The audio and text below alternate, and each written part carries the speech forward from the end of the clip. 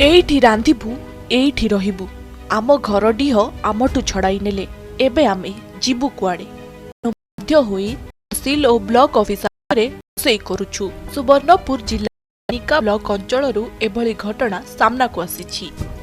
पैतृक घर डीहरु भाग मिलिलानी बोली तहसील और ब्लॉक ऑफिसर रे रोसई कले वृद्ध दंपति।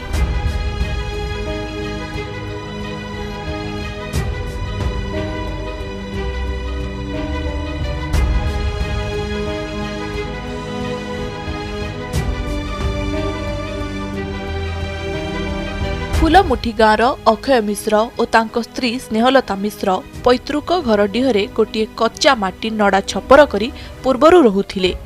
सेही घरे ताला पकाई किछि वर्ष अन्यत्र रही पुणी घर को फेरिथिले। सेतेबेले तांको झाटी माटी घर भांगी कोठा घर निर्माण होइथिबार से देखिथिले। न्याय पाइबा पाई से तहसील ब्लॉक जिलापाल आरडीसी कार्यालय को जाई गुहारी करिथिले। तांको भाई माने तांको पैतृक घर डीहरु वंचित करिथिबार से अभियोग करिथिले। तथापि किछि सुफल न मिलिबारु उभय गुरुवार ब्लॉक और तहसील कार्यालय सम्मुखरे निया जाली रोसई करुथिले।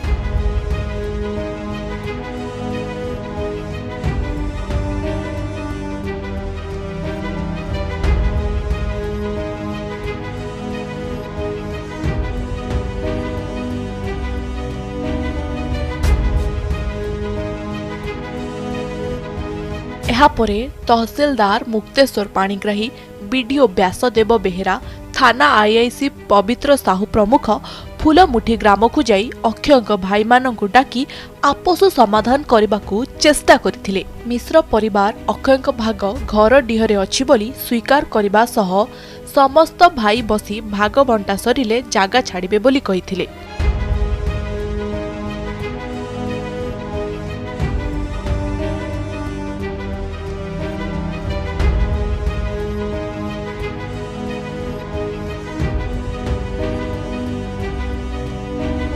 तांको जागारे घर निर्माण करि सारिथिबारु अन्य जागा तांकु देबे बोली राजी होइथिबा संपर्क रे तहसीलदार प्रकाश करिथिले। एहार समाधान न हेले न्यायालयर द्वारस्थ हेबाकू से परामर्श देइथिले। न्यायालयर निर्देश अनुसार सहयोग करि पारिबे बोली एही दंपति को तहसीलदार बुझासुझा करी तांको गाड़ी रे फूलमुठी ग्राम रे छाड़िबार प्रकाश करिथिले।